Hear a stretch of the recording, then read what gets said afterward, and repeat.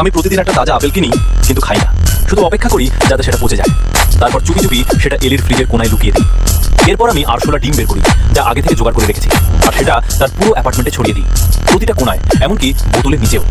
সব শেষ হওয়ার পর আমি আরাম করে তার পাশেই শুয়ে পড়ি আর ঘুমানোর অভিনয় করি। সকালে 5টার বাজে ঘড়ির অ্যালার্ম। আমি চুপচাপ বাথরুমে যাই আর তার টুথব্রাশ দিয়ে আমার দাঁত মাজি।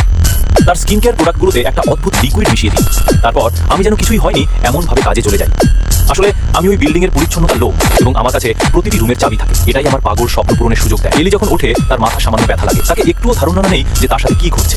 সে একই টুথব্রাশ দিয়ে দাঁত মাজে, আর আমি যেই প্রোডাক্টগুলোর মধ্যে লিকুইড মিশিয়েছি সেগুলোই ব্যবহার করি। প্রতিদিন রাতে তার বাড়ি ফেরার আগে আমি তার বিছানার নিচে লুকিয়ে পড়ি।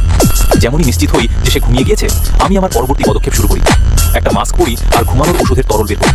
তারপর ধীরে ধীরে বিছানার নিচ থেকে বেরিয়ে এসে ভেজা টিস্যুটা তার নাকের উপর রাখি। কয়েক সেকেন্ডে ওষুধ কাজ করতে শুরু করে, আর যখন নিশ্চিত হই সে পুরোপুরি অচেতন, তখন আমি আমার আসল মুখটা দেখাই। কয়েকদিন পর এলির শরীরে খুশকি শুরু হয়, তার মুখে কালো দাগ পড়তে থাকে, কিন্তু সে জানে না এটা সব ওই ওষুধের প্রভাব।